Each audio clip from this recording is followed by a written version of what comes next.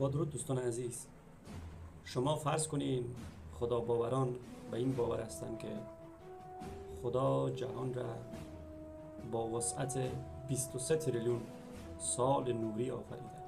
یعنی قطر یونیورس یا کیهان ما نظر به معادله تورم کیهانی 23 تریلیون سال نوری است.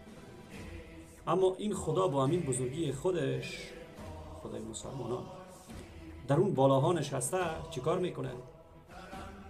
متوجه مقعد مسلمانان است که کدام مسلمان از مقعد خود باد میده خود را خارج کنه تا این بزرگوار مسلمانان بتونن نمازش را باطل کنه. این انسان باید چقدر در خودش فرو بره تا به چون خدای باور داشته باشه و چون خدای را خالق جهان بپنداره.